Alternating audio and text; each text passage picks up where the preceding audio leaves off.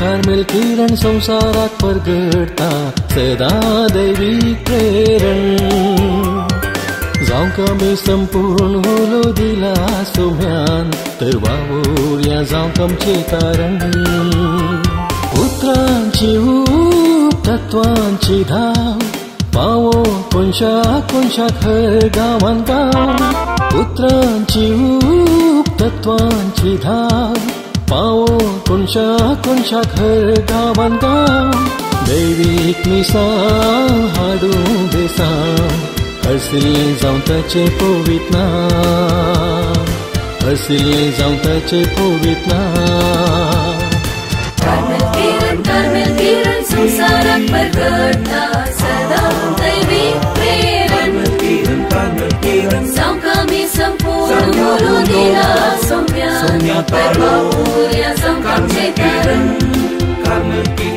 सिराकाच्या पुस्तकांतलें वाचप तुजे ग्रेस्तकायेचेर तुजी पातयेनी दवरिनाका वा म्हाका जाय तितलें म्हजे कडेन आसा अशें म्हणनाका तुज्या काळजाच्या अत्रेगा प्रमाणे जियोंक तुज्या वंदवण्या फाटल्यान वचनाका म्हजेर कोणाक पदवी आसा अशें म्हणनाका कित्याक सर्वेस्पोर तुका क्यास्त लागिल्ल्या बागार रावचो ना हांवें पाताक केलें पूण म्हाका कितें वायट जालें अशें म्हणनाका कित्याक सर्वेस्पोर भोव ससनीक बोक्साने मेळटले म्हूण पातयेवन पातकां वयर पाताक करिनाका ताची काकूळट व्हड आनी सगळी म्हजीं पातकां तो बक्षिता अशें म्हणनाका कित्याक काकूळट आनी क्रोध दोनी ताचे कडेन आसात आनी पातकांचेर ताचो राग पेटता सर्वेस्पराशी परतून येवंक गळाय करिनाका आज ना फाल्यां म्हूण तुजी परतवणी पाटी घालिनाका कित्याक अवचित सर्वेस्पराचो राग पेटतलो आनी क्यास्तेच्या दिसा तुजो सत्यानाश जातलो अन्यायान जमयिल्लें ग्रेस्तकायेचेर तुजें काळीज दवरिनाका क्रोधाच्या दिसा ती तुका कसल्याच फायद्याक पडची ना हेर वाऱ्यान वासोडनाका हेर वाटेन चलनाका तुजे समजोनेन तीर राव आनी एकच उतराचो मनीस जा देवाचें उतर हें बाळक जेजूक मान करून आनी ताचे आशिर्वाद जोडूंक हांगा आजा जाल्ल्या बाळकजेच्या भक्तिकानो तुमकां समेस्तांक देव बरो दीस हांव मागता आनी बाळकजेची आशिर्वादां तुमचेर मागता आयची वाचपां समजचे तर त्या वाचपा विशयांत थोडी समजणी आमकां गरजेची आयचें पयलें वाचप खंयचें सिराकाच्या पुस्तकांतलें वांजेल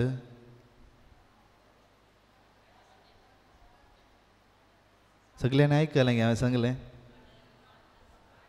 मार्काच्या शुभवार्तांतलें न्ही गे या सिराकाचो ग्रंथ जाणवाय पुस्तकांतलो एक बूक जावन आसा सिराकाचो ग्रंथ न्ही गे आनी सिराकाचे ग्रंथ तांतूं आमच्या सालत्या जिविताक कितें जाणवाय जाय आमचें सालतें जिवीत कशें आमी जियेचें जावं बरो एका मनशान एका दादल्यान कशें जियेचें एका स्त्रियेन कशें जियेचें भुरग्यांनी आवय बापाय थंय कशें जियेचें आनी आवय बापायन भुरग्यां थंय कशें जियेचें म्हणजे पुर्वजांची जाणवाय मालगड्यांची जाणवाय ती त्या बुकांत आसा आनी हो बूक एका समुदायाक बरयल्लो जावन आसा. ताका इंग्लीश भाशेन त्या बुकाक म्हणटात एक्लेजियास्टिकस, म्हणजे एक्लेजिया म्हळ्यार समुदाय. ह्या समुदायाक बरयलो आसा. आनी हो बूक आमकां आमच्या सालत्या जिवितांत कशें देवाचेर विश्वास दवरून आमचें जिवीत देवाच्या कृपेवंचीने बरी जिवंक आमकां हो बूक कळयता. असो वांजेल मार्कान बरयलो न्ही गे. देवाची उतरां भोव कठीण आसात. पांय कातर, हात कातर, दोळे कोंकण काड न्ही गे. कोणी आसचें ना कोण ना तें पाळचें जाल्यार न्ही हांगा. हांव आसना, तुमी आसचेना, कोणी आसचें ना न्ही गे. कित्याक जेजू इतल्या कठीण उलयता ह्या मार्क कित्याक ही उतरां थंय घालता.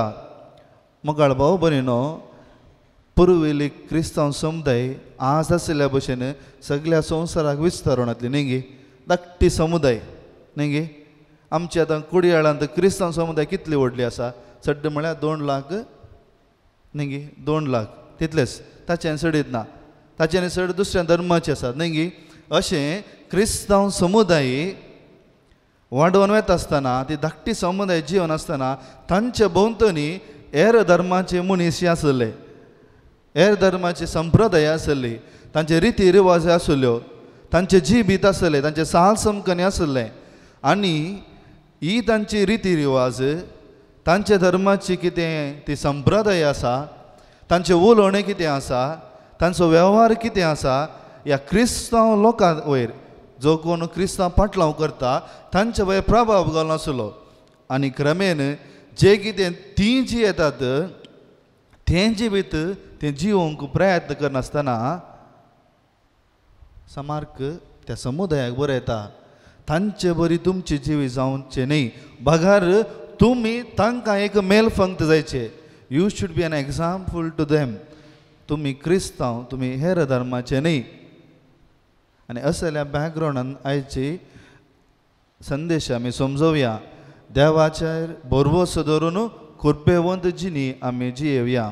मोगाळ भाव भयणीनो, देवान आमकां जायतें दिलां न्ही गे. जायती तालेंतां दिलां. सोबाय आसा मनशाक, बोळ आसा मनशाक, शिकाप आसा, घर आसा, सवलत्यो आसात, ग्रेस्तपण आसा, बरें काम आसा, बरें कुटुंब आसा. हें दिल्लें कित्याक? आमचेर तर आमी बरवसून जिवोवचे खातीर की बगार देवाचेर बरवसून ताची होगळी गावचे खातीर? देवाचेर बरवसून ताची होगळी गावचे खातीर आमकां दिल्लें आसा. त्या पासून आयच्या पयल्या वचपांत बोवापुरबायन सिराक म्हणटा, तुमी त्या संवसारी वस्तूंचेर जावं बरो तुमची बोळ, तुमची सोबाय, तुमचें शिकाप, तुमचें कितें आसा ताचे वयर तुमची कालें बरवोसो आसूं नजो. त्या संगतीचे वयर तुमचो बरवोसो आसूं नजो. ती तुमच्या जरतेच्या वेळार फायद्याक पडची नात. आज आमकां सोबाय आसा, पयल्या ही सोबाय ना. कित्याक? आमकांच गोत आसा. एक दीस ना आमच्या तोंडार मिरयो पडूंक आसात न्ही गे. न्ही गे. आज थोडे ग्रेस्त काय आसूंक बरो, फाल्यां ती ग्रेस्त काय आसची ना. जर आमी तातूंत जी येता तेन्ना आमचें जिवीत जाता तर जरतेच्या दिसा आमकां कित्याकच फायद्याक पडना. त्या पासून सिराकाचो तो बरयणार म्हणटा, बोवापुरबायन तुमची बरवोसो सर्वेस्पर देवाचेर, जें कितें तुमकां देवान दिलां, जावं बरें ती तालेंतां ताचेर तुमचो बरवोसो आसाचे, संवसारी वंदोवण्याचेर न्ही. बोवापुरबायचें बूक आमच्या सालत्या जिविताक कितें जाय म्हणलें ह्या बुकांत बऱ्या रितीन विवरून सांगलां. आयच्या वांजेलाक आमी येवया. आयच्या वांजेलांत मार्क सांगता, क्रिस्तांव कोण पाटलाव करता ल्हाणाक केदींच पातका कारण जायनाका. तुजी जिणी केदींच कोणायकी स्कांदलाची जिणी जावची नाका. ह्या वाचपांत 2 रितीच्या स्कांदल जिणे विशयांत मार्क उलयता. पयलें, एक व्यक्ती एका समुदायाक स्कांदल जाता, एक व्यक्ती वैयक्तीक रितीन एक स्कांदल जाता. पयलें, समुदाया रितीन एक व्यक्ती स्कांदल जावंक पावता. आज आमच्या समुदायांत आमी थोडे फावटी आमी एक नदर घाल्या तर आज जायतीं जाणां आमच्या समुदाय फुटोवंक कारण जाल्यात वैगिनी समुदायांत कितें बरेंपण आसा पळय नासतना कितें पाड आसा तें पळोवन लोकांची मन पिसोवन क्रिस्तांतून पयस व्हरूंक प्रयत्न करतात न्ही गे आमी सगळीं क्रिस्तान मागकलीं जावन आसा क्रिस्तान आशिर्वादीत केल्लीं जावन आसा आमी क्रिस्ताचे अनेक स्वरूप जावन आसा जायतीं तांच्या स्कांदलजिने वरवीं कितें करते आसात त्या लोकांक क्रिस्ताच्या वाटांतून ह्या मेटांतून पयस व्हरते आसात आनी असल्यांक कली शिक्षा देव सांगता बळ्या सर जेजू सांगता तांच्या गोमट्याक व्हडलो फातर घाला आनी न्हंयक उडया ह्या समुद्राक उडया आनी केदींच फाटी येवचें नाका कठीण ह्याची उतरां थंय फाटी येवंक चान्सच ना जो कोण व्यक्ती एका समुदायाक ह्या क्रिस्ताच्या पाटलावदाराक त्या क्रिस्ताच्या मेटांतून ताच्या सतांतून ताच्या जिणयेंतून पयस घालता ताका खाण्ण उडया त्या पासत देव कायनाक विचारता तुजो भाव खंय आसा तुजो भाव खंय आसा आमकां हर एकल्या क्रिस्तांवांक अनेका क्रिस्तांवाची जबाबदारी आसा अनेका क्रिस्तांवाचो कायदो आसा आमचें बळ आमचें तालेंतां आमचे सभाई आमचें काम समुदाय बांदच्या खातीर समुदाय फुटोवच्या खातीर न्हय बगर समुदाय बांदून क्रिस्तांतय आमी एक जावन सर्वेस्पर देवाचे बोरवोस धरून आमचें जिवीत जिवोवचे खातीर दुसरें आमचें वैयक्तीक जिवीत थोड्यांक स्कांदल जाता पळया मोगाळ भाव भयण येदोळूच हांवें सांगलें सामार्क कित्याक आपणाची ही उतरां बरयता म्हणून आज आमच्या समुदायान आमी जियेत आसतना भायल्या लोकोट आमी जियेत आसतना आमची भास कशेली जावन आसा आमचें उलोवणें कसलें जावन आसा आमी चलची साल समकन कशेली जावन आसा क्रिस्तांतय आमी लोकांक आडटावंगी ह्या क्रिस्ताच्या विरोधांत आमी लोकांक करता थोड्या फुडें थोड्यांची तोंडां उक्तें गेल्यार येवची शब्दत खंयचे म्हण कळनात थोड्यांची साल समकन पळयल्यार क्रिस्तांव म्हणलें एक सवाल आमकां येता थोड्यांची उतरां इतलीं कठीणायची आसात की ती एका मनशाक बांदिनात बगर एका मनशाक बेसांग करतात आनी असल्या मनशाक परतूंक फाटी येवंक अवकाश आसा जर तर तूं हें करताय तुजी जिणी बदल केदींच म्हणनाका देव म्हाका बक्षिता आनी हांवें कितें केल्यार जाता केदींच म्हणनाका कित्याक देव काकुळदारी वय देव जय सोडवून काले म्हणटात एक नितीदारी देव जावन आसा देवाक दोन संगती करीत काकुळदारी तो नितीदारी तो केदींच तुजें जिवीत अन्येकाक व्यक्तीक पातकाक कारण जावन असो मोगाळ भाव भयणीनो आमचें जिवीत कितें आमचें जिवीत पुरा दुसऱ्यांचेंच आमी जल्मल्ल्या आवय तावन दुसरी आमकां जीव मेळ्ळो देवा तावन आमी ल्हान व्हड आमकां केल्लें दुसऱ्यांनी आमी खाता जेवता दुसऱ्यांनी केल्लें आमकां शिकप आसा दुसऱ्यांनी दिल्लें आमकां काम आमी करता दुसऱ्यां खातीर करता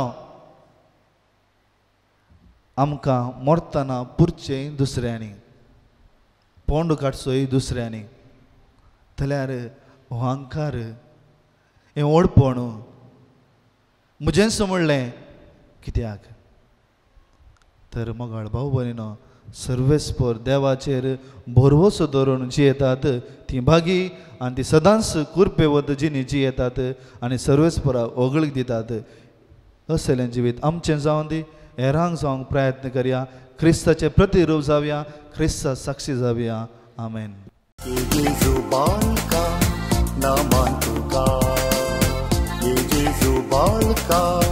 वंदन तुका बेसावांचेर गाल वळय कुरपेज वेंगे तुज्या सदा सांबाळ दवर बेसावांचेर गाल वळय